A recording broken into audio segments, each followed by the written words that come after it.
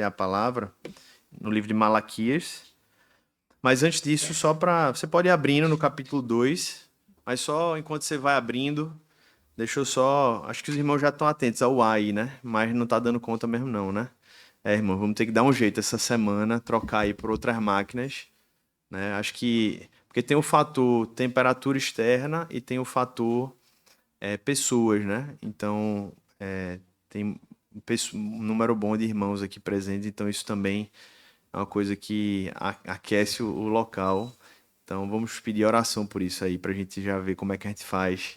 Talvez trocar a potência de algumas das máquinas, né? A gente vai ver como é que faz isso aí, tá? Vamos organizar para providenciar. Queria, antes de lermos o texto aqui, só relembrar também que no dia 9 agora de novembro vai ter uma corrida, está sendo promovida pela igreja aqui, pelos irmãos lá da Nova Vida dos Aflitos. E além de incentivar você aí a se preparar para uma vida mais fit, né? Os recursos dessa corrida todos vão para ser dedicados à creche Lugar da Criança, que é uma creche que a gente apoia, tá? Então, dúvidas, eu vou pedir para você procurar. Tá perto aqui, Eduardo, ó, levanta a mão aqui. Ao final do culto, se você quiser se inscrever, mais informações. Aguinaldo também está ciente de qualquer coisa, mas eu não estou vendo ele aqui, então você fala com Eduardo e eles podem informar vocês para quem quiser participar, tá bom? Dia 9 de novembro, um sábado, pela manhã, tá bom? Vamos compartilhar a palavra de Deus no capítulo 2 do livro de Malaquias, profecia de Malaquias.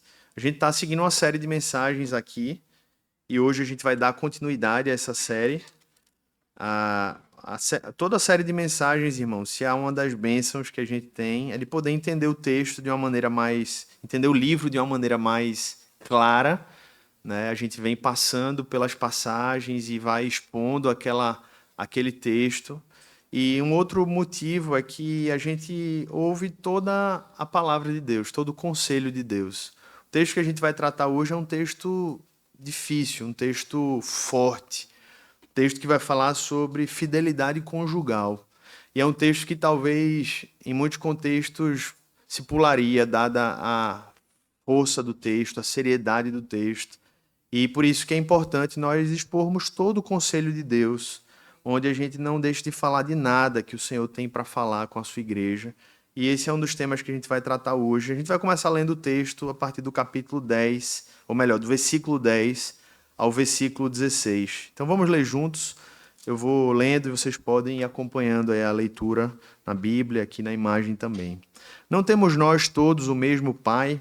Não nos criou o mesmo Deus? Por que então seremos desleais uns para com os outros, profanando a aliança de nossos pais? Judá tem sido infiel, e a abominação foi cometida em Israel e em Jerusalém, porque Judá profanou o santuário do Senhor, o qual ele ama, e se casou com a adoradora de Deus estranho. O Senhor eliminará das tendas de Jacó aquele que fizer isso, seja ele quem for, mesmo que apresente ofertas ao Senhor dos Exércitos. A outra coisa que vocês fazem, cobrem de lágrimas o altar do Senhor com choro e gemidos, porque ele já não olha para a oferta nem a aceita com prazer. E vocês perguntam, por quê? Porque o Senhor foi testemunha da aliança entre você e a mulher da sua mocidade, a quem você foi infiel, sendo ela a sua companheira e a mulher da sua aliança. Não fez o Senhor somente um, mesmo que lhe sobrasse o espírito? E por que somente um? Porque buscavam a descendência piedosa. Portanto, tenham cuidado para que ninguém seja infiel para com a mulher da sua mocidade. Porque o Senhor, o Deus de Israel, diz que odeia o divórcio e também aquele que cobre de violência as suas roupas, diz o Senhor dos Exércitos. Portanto, tenham cuidado e não sejam infiéis. Vamos orar?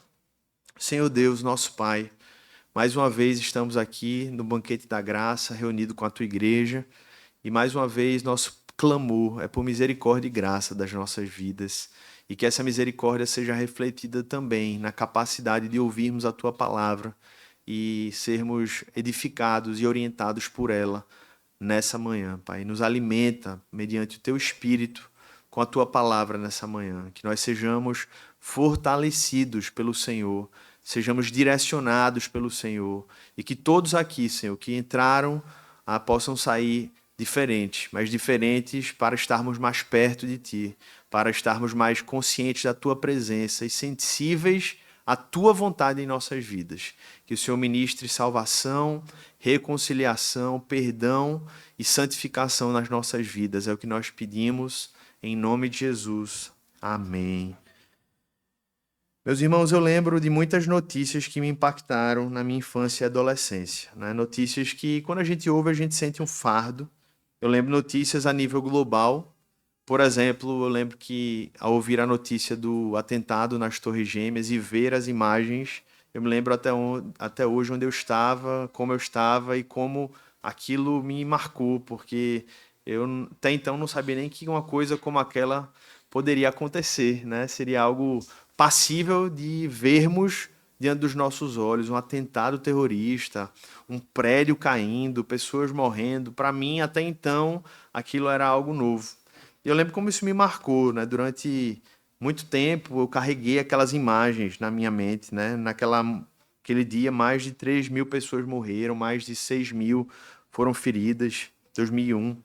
Lembro que pouco depois, em 2004, uma outra notícia me chamou a atenção, me marcou, quando vi imagens do tsunami na Indonésia, onde ondas de 30 metros, salvo engano, né, assolaram aquela região e mais de 200 e quase 230 mil pessoas morreram, né, um número assim absurdo de mortes. E mesmo ali jovem, ali adolescente, isso já marcou, né, me impactou. Eu lembro como isso para mim foi algo novo. Mas há algo, irmãos, que eu posso dizer que nada mexeu tanto comigo do que eu ouvi relatos, seja na infância, adolescência, juventude, sobre casamentos desfeitos e famílias destruídas.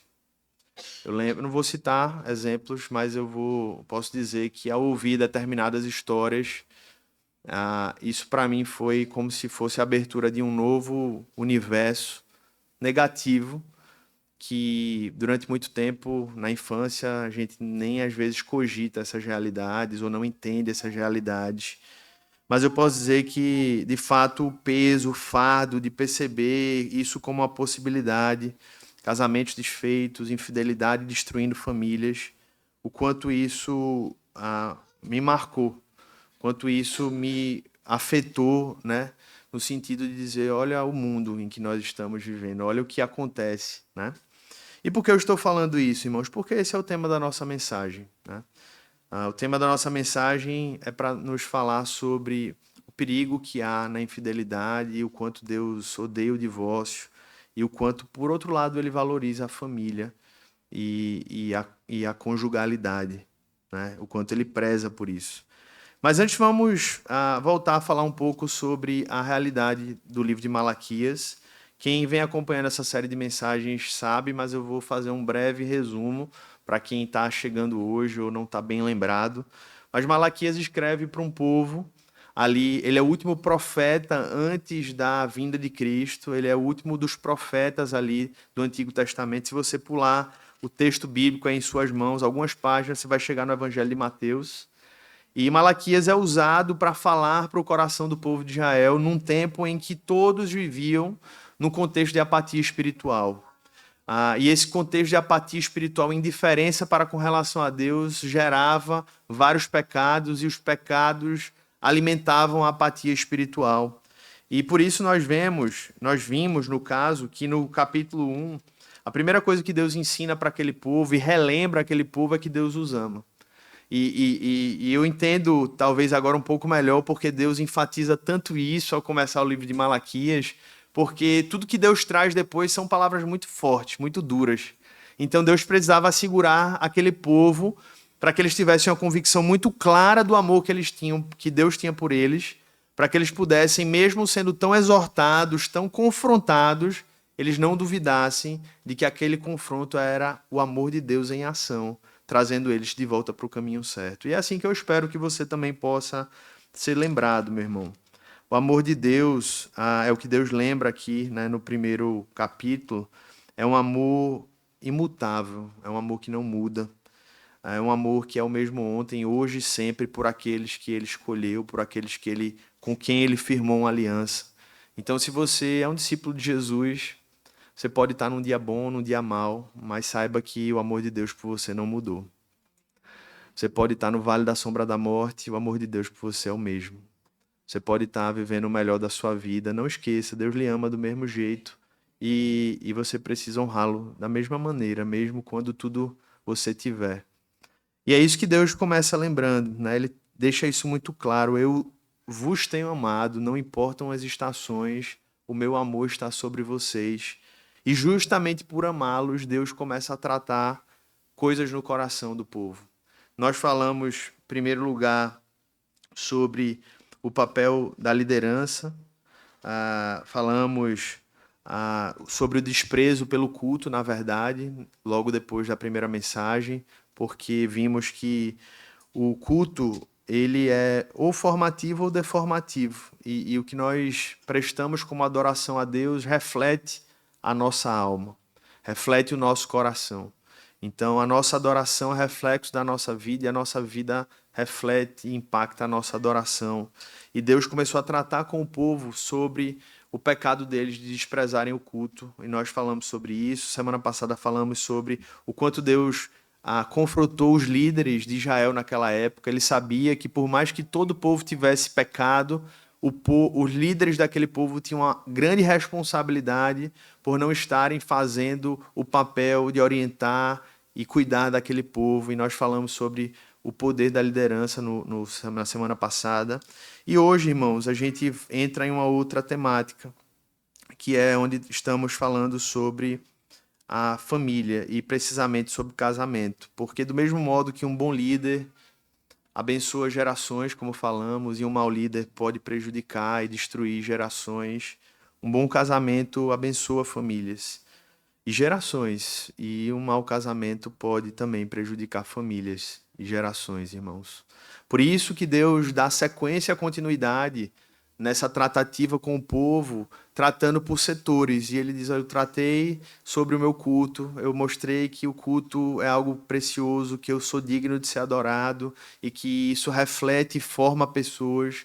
Eu tratei com a liderança do povo de Israel, mostrei a responsabilidade que eles têm, mas agora eu preciso falar sobre famílias, porque sem mudança nas famílias também não haveria mudança naquele povo. E por isso, irmãos, Malaquias começa fazendo uma pergunta no versículo 10. Não temos todos nós o mesmo Pai, não nos criou o mesmo Deus, por que então seremos desleais uns para com os outros, profanando a aliança de nossos pais? E obviamente o nós aqui é o povo de Israel. Todos eles eram filhos de Deus. E Malaquias está partindo da seguinte premissa: nós todos somos filhos do Deus de Israel, o Deus Yahvé. Fomos criados por esse Deus, a sua imagem e semelhança, fomos eleitos para sermos parte desse povo. E aí ele lança a pergunta: como então podemos ser infiéis uns para com os outros, precisamente dentro do núcleo mais básico e de maior confiança que pode existir, que é a família? Essa é a pergunta que ele começa trazendo. E a infidelidade, irmãos, ela é marcada aqui por duas características, ele começa trazendo, né? Duas coisas ofensivas e muito ofensivas para Deus, mas que parece que não são tão ofensivas para os nossos dias. E é por isso que a igreja sempre precisa ser o povo profético, irmãos, o povo que fala aquilo que Deus quer e não aquilo que a sociedade quer. Porque a sociedade é uma gangorra, é uma roleta russa. Ela está mudando o tempo todo, ela não tem norte, não tem sul, ela não sabe de onde vem, não sabe para onde vai. E é somente Deus e a sua palavra que pode trazer orientação para esse mundo. E nesse mundo, irmãos, que nós vivemos hoje, essas duas coisas aqui, elas talvez são indiferentes hoje para o mundo. São até práticas comuns, mas para Deus não. São coisas sérias. Que coisas são essas?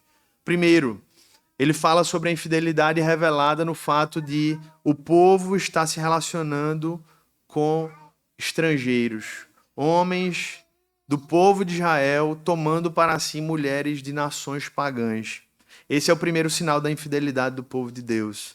Em segundo lugar, era o fato de homens estarem abandonando suas esposas, traindo as suas esposas e se divorciando delas.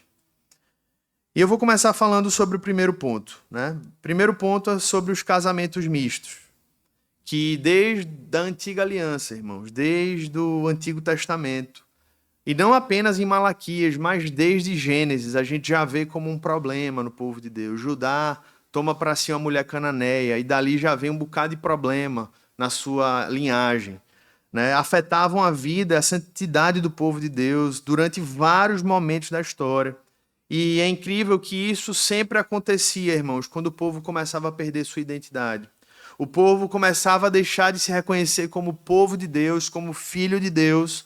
O nível espiritual começava a degradar no povo de Israel, e uma das consequências mais claras era o povo começar a se casar com quem era pagão, gerando uma mistura entre ímpios e entre o povo de Deus. E como eu disse, o Antigo Testamento tem várias dessas situações, e a gente vê que as consequências desses atos são desastrosos. A Bíblia é muito clara, porque mostra que em vez desses homens ou dessas mulheres pagãs com quem o povo de Deus se casava se converterem, em muitos casos, o povo acabava se convertendo aos deuses pagãos. E em decorrência disso, o culto de Israel, o culto da antiga aliança se tornava sincrético, as coisas começavam a se misturar e, consequentemente, toda a sociedade, todo o povo de Israel era afetado. Essas mulheres, ou até homens, às vezes, que não eram tementes a Deus, adoravam, obviamente, a outros deuses. E, consequentemente, seduziam seus cônjuges para que adorassem aos deuses delas ou deles. E numa tentativa de contemporizar a relação familiar, se abria concessões, e não apenas o casamento era corrompido, mas principalmente as próximas gerações, porque na verdade o resultado era que ninguém mais sabia de onde era, nem mais sabia para onde vinha. E as próximas gerações, elas não tinham mais referências. O Deus Yahvé era algo que tinha ficado no passado. E meus irmãos, isso é uma realidade em nossos dias, porque quando nós falamos sobre deuses, esses deuses não são apenas Baal, Moloque, são os deuses que nos governam na sociedade pós-moderna. É o dinheiro, é o status, é a fama, é o poder. E se não é o Deus Yahvé que está sendo adorado, sempre vão haver outros deuses guiando os lares. Nenhum lar é isento de um Deus que o governa. Nenhum lar. Nenhuma pessoa é isenta de um Deus que a dirige. Muitas vezes esse Deus ele é transcendente, são seres espirituais do mal, mas muitas vezes são deuses imanentes que se revelam na nossa realidade, se revelam nos bens, nas coisas que a gente pode adquirir, nos sonhos, nos planos. E quando um lar não é guiado diretamente por esse Deus, todos são afetados, principalmente as próximas gerações. E isso acontecia lá. As famílias padeciam, os filhos criados nesse lar divididos, porque haviam duas religiões, duas práticas, duas maneiras de viver a vida. E assim, pouco a pouco, o culto a Deus ia se enfraquecendo. E se o culto ia se enfraquecendo, a devoção também, a espiritualidade também, e, consequentemente, toda a vida. E como eu disse, existem muitos exemplos, irmãos. E, inclusive, um dos motivos pelos quais o povo foi para o cativeiro babilônico, um deles foi os casamentos mistos. Deus disse, olha, uma das consequências de vocês irem para a Babilônia é de vocês não estarem observando a minha ordem, de vocês entenderem que eu ordeno que vocês se casem com pessoas que partilham da mesma fé. E é por isso que Malaquias diz, olha, vocês acabaram de voltar da Babilônia, vocês estão refazendo a vida e vocês vão voltar a fazer a mesma coisa. É o que ele diz no versículo 11. Judá tem sido infiel e a abominação foi cometida em Israel e em Jerusalém, porque Judá profanou o santuário do Senhor, o qual ele ama, e se casou com a adoradora de um Deus estranho. Esse é o ponto, irmãos. O ponto aqui é sobre idolatria. É sobre quem nós estamos conduzindo o nosso lar para adorar quando pessoas se associam em casamentos mistos. É por isso que em Deuteronômio, no capítulo 7, Deus falou com muito claro sobre isso. Leia comigo. Deus foi muito claro, o povo estava entrando na terra prometida e Deus trouxe uma orientação para eles. Não se casem com pessoas dessas nações. Não deem as suas filhas aos filhos dessa gente, nem tomem as filhas deles para os filhos de vocês, pois elas levariam os filhos de vocês a se desviar de mim, para que servissem outros deuses. Assim, a ira do Senhor se acenderia contra vocês e depressa ele os destruiria. Mas Judá desobedeceu, irmãos, essa ordem e afetou toda a população, todo o povo foi afetado por essa crescente de casamentos mistos. E o mal em si não era, irmãos, se casar com pessoas de outros países, nações ou culturas necessariamente. O mal era o fato de eles estarem casando com pessoas que adoravam a um Deus estranho.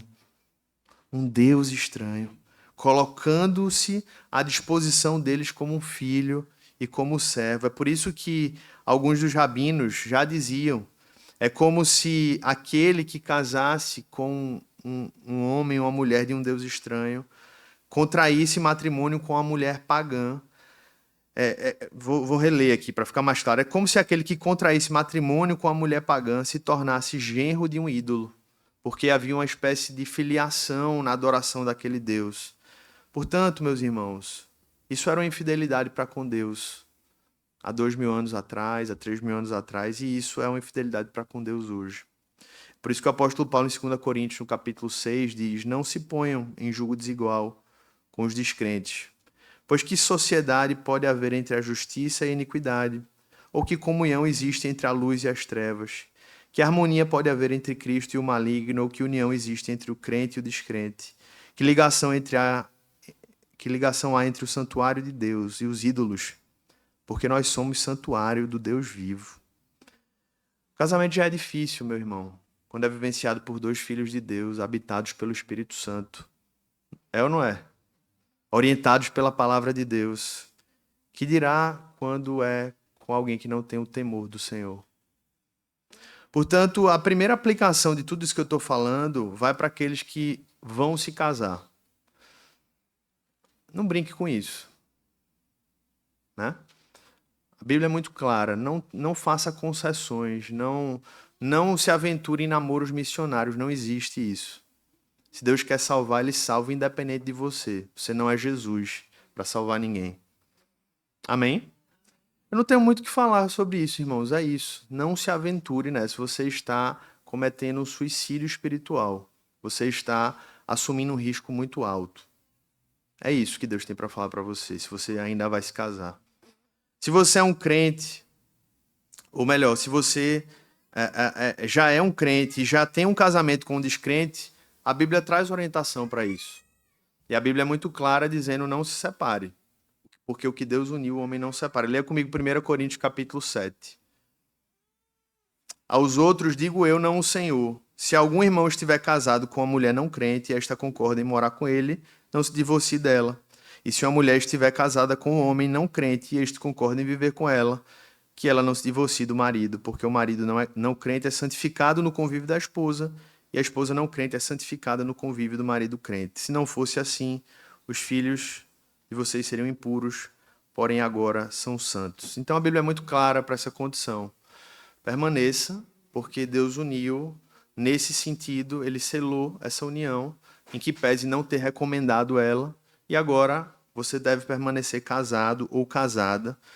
E o que é que quer dizer que o marido é santificado ou a esposa é santificada? Não quer dizer que ela é salva, tá, gente? Salvação é pessoal e é mediante a fé em Cristo.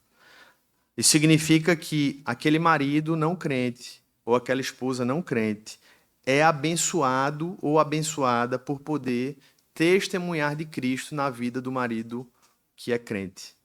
Então ele diz assim: olha, bem, aconteceu, agora você vai ser um instrumento de Deus e você vai permanecer casado, vai permanecer casada. E é aqui que a gente vê até um desafio maior, irmãos, porque, como eu disse, é difícil estar casado com um crente, né, pelas lutas que todo relacionamento tem.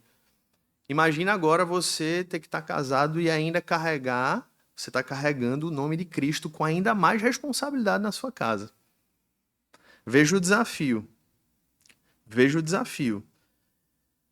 Enfrentar todas as lutas e ser essa referência mais clara de Cristo para o seu cônjuge. Você vai precisar contar com a graça de Deus para isso, porque não é fácil. E saiba que você conta com a graça de Deus, porque se Ele está mandando você ficar casado ou casada numa condição dessa, é porque Ele vai derramar a sua graça sobre a sua vida. Mas lembre-se que a graça, ela não elimina todas as consequências. O que a graça faz é, ela lhe dá força e lhe dá sabedoria para você enfrentar os desafios dessa vida conjugal, com quem não tem a mente de Cristo. Mas não esqueça que a graça de Deus está sobre você e não desobedeça depois de uma desobediência. Agora obedeça e diga, Senhor, eu vou permanecer. E quem sabe, o Senhor não pode dar o privilégio de ver o seu marido ou sua esposa encontrando com Cristo. Amém, irmãos?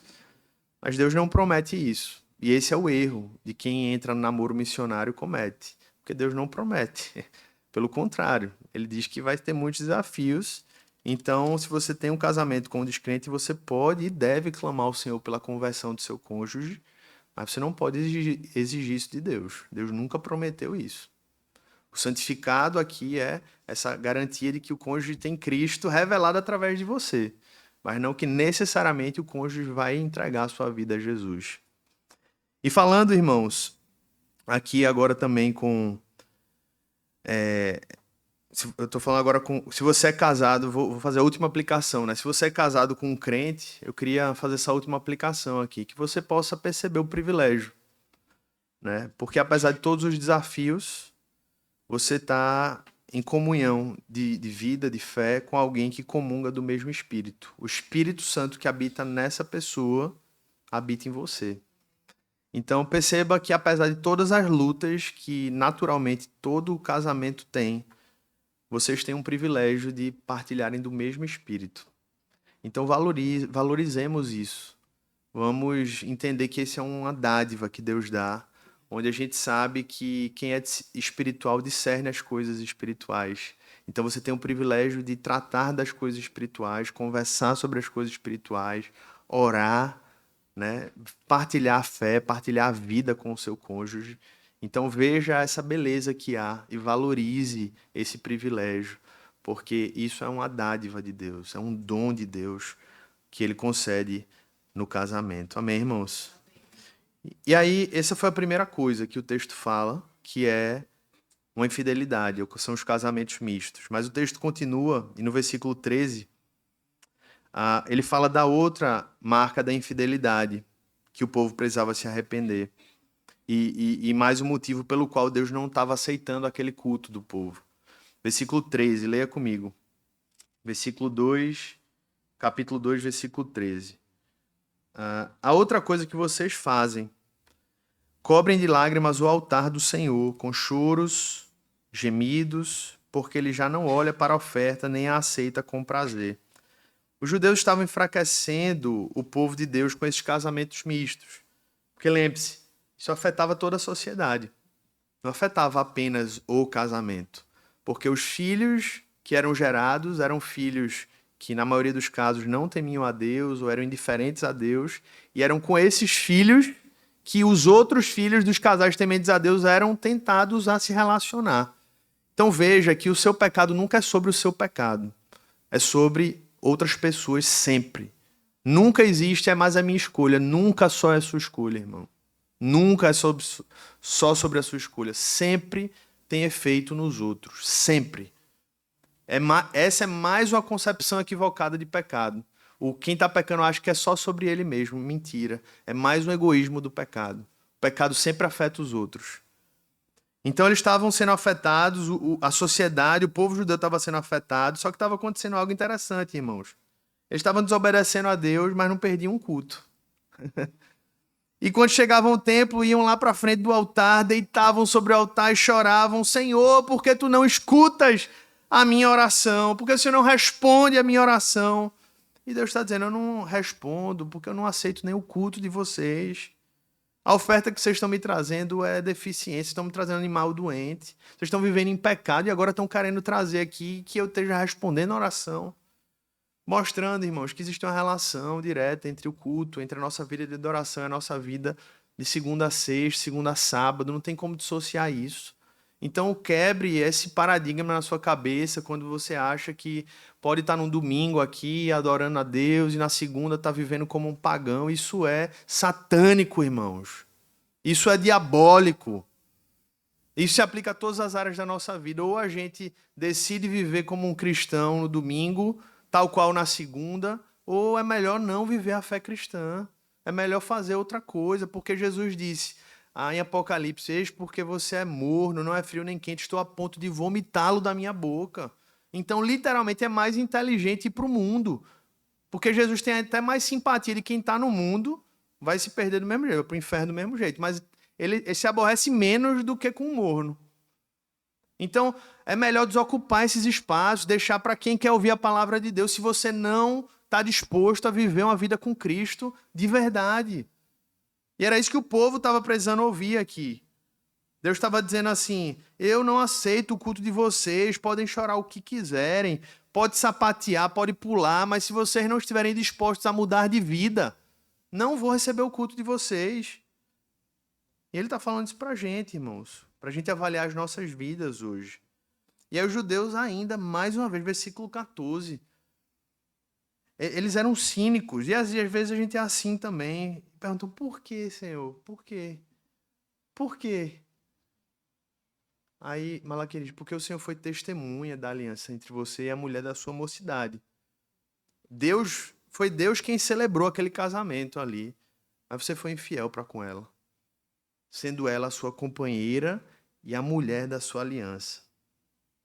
Então o problema não eram apenas os casamentos mistos, irmãos. Esse era o primeiro, mas o outro problema era a infidelidade e o divórcio, que eram a quebra da aliança.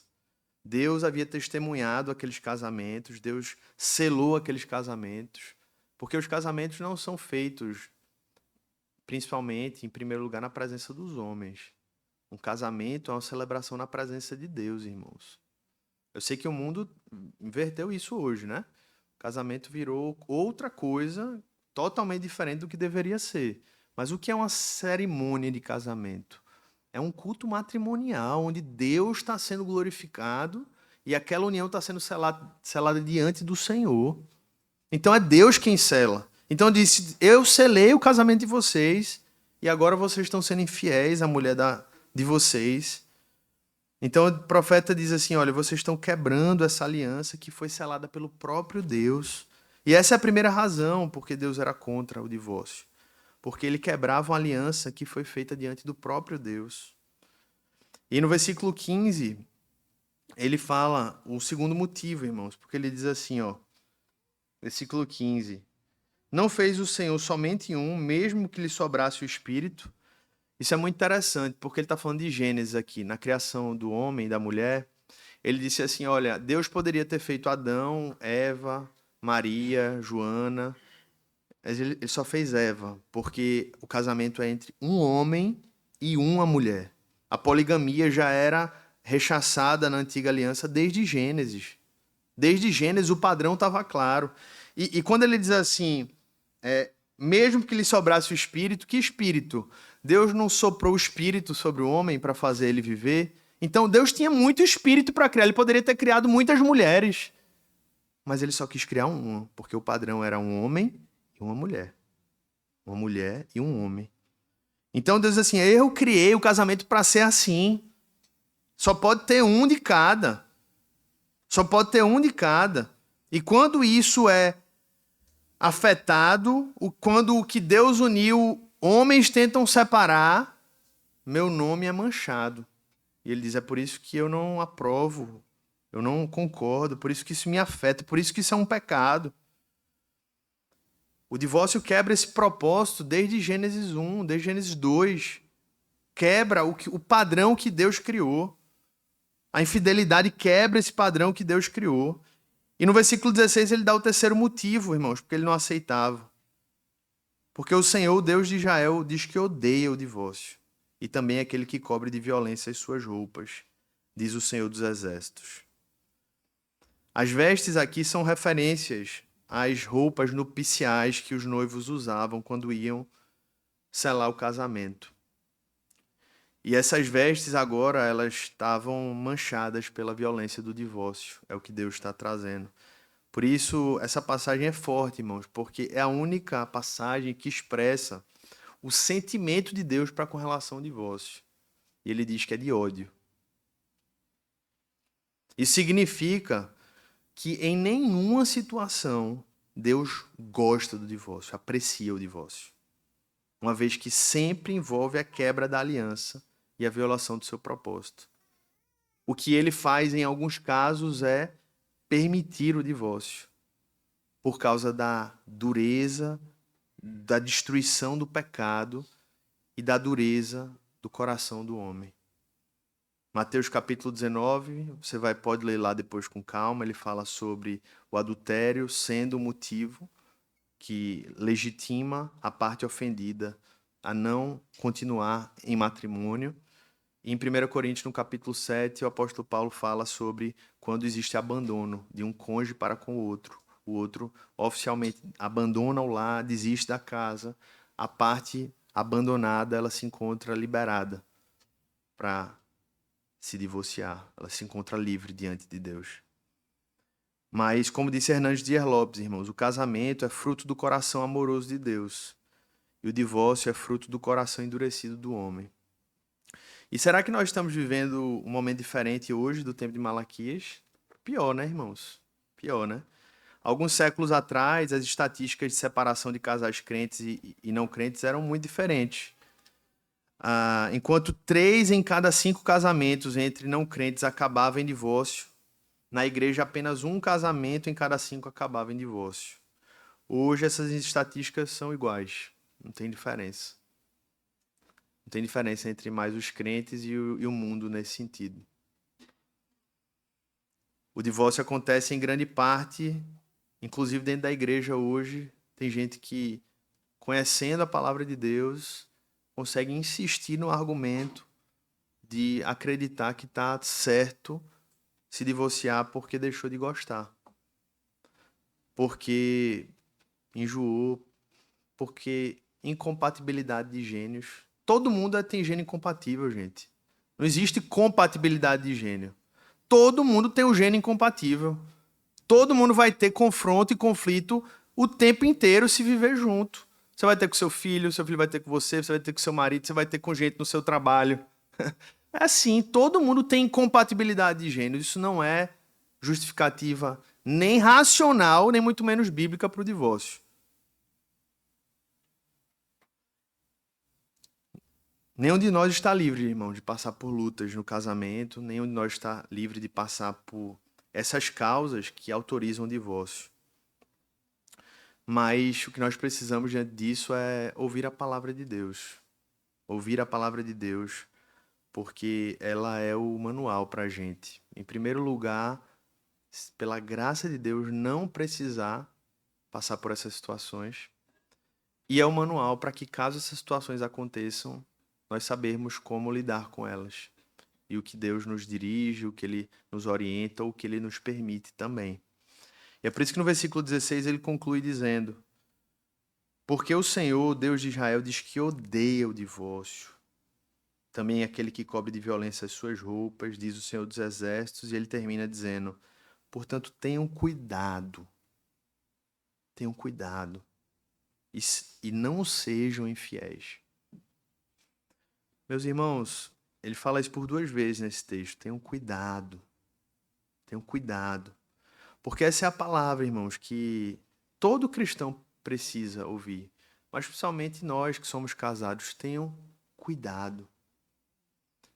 A gente preserva tanto o nosso dinheiro, a gente preserva tanto, às vezes, o nosso corpo, vai para exame, para médico, vai para academia para tentar se cuidar melhor.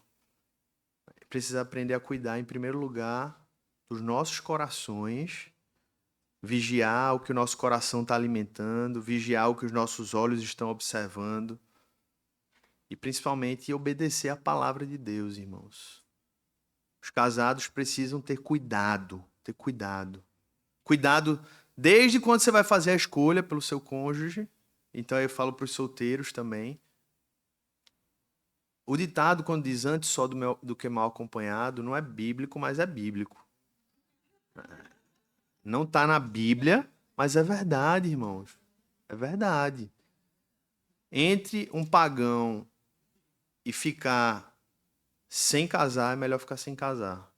Por quê? Porque é pecado casar com pagão. É simples. Não tem... Você precisa tirar todo o sentimento numa decisão como essa. Então, se você é solteiro e tem que avaliar isso, entenda isso de uma maneira muito clara. Não brinque com isso. E para os casados, meus irmãos, vigiem o coração, vigiem os olhos, porque todos nós somos falhos, a gente falha em diversas áreas, mas tem áreas que a falha é muito mais grave. Não no sentido de Deus, agora você perdeu a salvação porque é mais grave. Não, salvação não se perde. Eu vos tenho amado. Ontem, hoje e sempre. Aquele que foi salvo está salvo, irmãos. E ele vai dar prova dessa salvação se mantendo fiel a Cristo. Mas existe a gravidade do efeito disso. Não apenas na sua vida, mas na vida das próximas gerações. Então vigie, tenha cuidado, não sejam infiéis. E eu quero deixar uma palavra para aqueles que já tiveram experiências de divórcio. Se você foi a parte que quebrou a aliança, só tem uma palavra: se arrependa. Reconheça seu pecado e se acerte com Deus. É isso. Peça perdão à pessoa que você fez essa maldade. Arrependimento. Diante de pecado, o que a gente faz é se arrepender. Se você foi a parte ofendida ou abandonada no divórcio, saiba que Deus conhece o seu sofrimento. Ele está ao seu lado. Porque o divórcio, irmãos, é uma das experiências mais doloridas e sofridas que alguém pode vivenciar. E por que eu digo isso? Eu nunca vivenciei um divórcio. Mas eu digo isso porque a Bíblia explica, a teologia explica. Quando a gente se casa, a gente se torna um. E o divórcio é o processo de desfazer essa unidade. Como é que isso não é dolorido? Isso é muito dolorido. É uma desfiguração, de algum modo, da pessoa. Pela graça de Deus, ele refaz, amém? Mas é difícil. Mas é difícil. Portanto, saiba que você sendo essa parte ofendida ou abandonada, tem alguém que não lhe abandona. Tem um Deus que não lhe abandona. Tem um Deus que conhece o seu sofrimento. Um Deus que está ao seu lado. E por mais destrutiva que seja essa crise, Cristo é suficiente para curar e consolar o seu coração. Amém, meu irmão? Amém, minha irmã? E o corpo de Cristo está aqui ao seu lado para provar isso. A gente é a prova disso aqui para a sua vida. E aos casados eu digo, persevere, lute, se esforce pelo seu casamento, porque Deus sempre quer mantê-lo. Se você chegou aqui dizendo, Senhor, tá muito difícil, será que o Senhor quer que eu acabe com o meu casamento? Não. A resposta é não. Deus quer manter seu casamento. Agora Deus quer restaurar o seu casamento. Deus quer refazer o seu casamento. E talvez comece por você mesmo, não é pelo outro. Porque a gente chega para falar sobre esse assunto sempre dizendo porque o outro, porque é culpa do outro, porque se não fosse o outro. Então o que Deus está dizendo assim é: se conserte primeiro. Olhe para você mesmo. Porque quem sabe você mudando sua conduta, o seu casamento também comece a ter mudanças. O outro você não tem como mudar. Concorda comigo? Você é incapaz de mudar o outro. Mas a si mesmo, pelo poder do Espírito Santo, você pode. E quando você perceber as suas falhas ou a falha do seu cônjuge, não desista. Olhe para Cristo, porque Ele é o exemplo de fidelidade e de amor.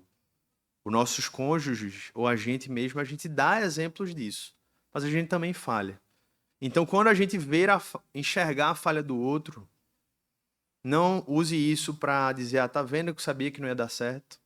Não, vá sabendo que seu cônjuge vai errar com você. E quando ele falhar, olhe pelas lentes da graça e diga, eu vou olhar para Cristo.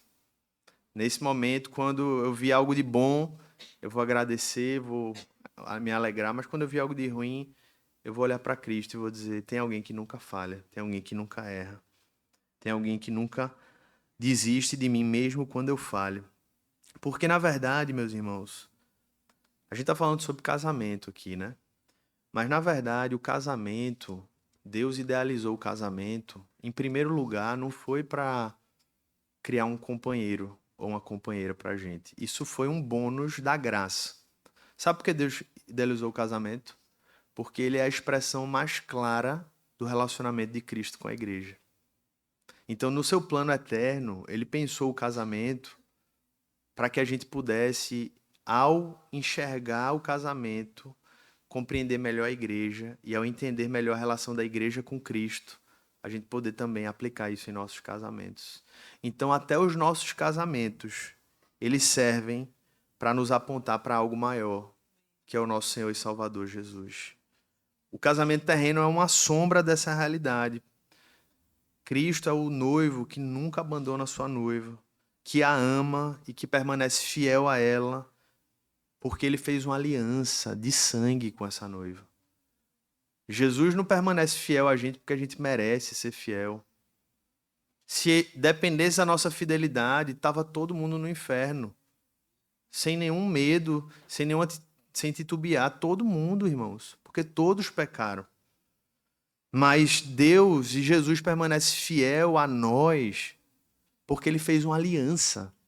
E é isso que casados precisam entender. Nós não permanecemos fiéis aos nossos cônjuges porque eles merecem, ou porque eles fizeram isso ou aquilo, mas porque nós temos uma aliança, um compromisso. E é isso que Jesus fez por nós. Ele fez uma aliança de sangue. A boa nova, irmãos, é que se nós vivemos num mundo que, não apenas pelo divórcio, mas por tantos outros problemas, traz dor, traz desilusão, traz separação. A boa nova é que Cristo ele traz justamente o oposto para nós. Ele traz reconciliação, ele traz cura, ele restaura, e ele é capaz de restaurar corações quebrados e renovar esperanças destruídas, meus irmãos. Portanto, eu queria lembrar isso, que em Cristo nós somos capacitados a encontrar esperança, a sermos capazes, pelo poder de Cristo, a sermos salvos, mesmo no mundo mau, no mundo infiel, Ele é fiel. Ele fez tudo por nós, Ele providenciou tudo o que a gente precisava. E Ele é o modelo para a gente. Ele não apenas nos salvou, mas Ele nos deu poder, Ele nos dá poder. E esse poder, meus irmãos, ele precisa ser exercido também para que a gente seja fiel aos nossos cônjuges e para que a gente seja fiel a Ele mesmo.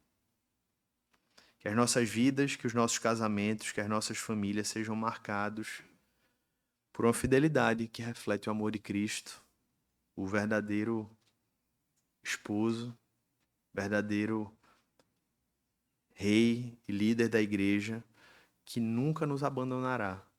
Não existe divórcio para aqueles que foram comprados e remidos com o sangue de Jesus. Não tem esse divórcio, ele não libera, ele diz assim, não, se você foi remido pelo meu sangue, não tem como. Você foi remido pelo meu sangue. Porque eu vos tenho amado. Amém, irmãos? Feche seus olhos. Senhor Deus, nosso Pai,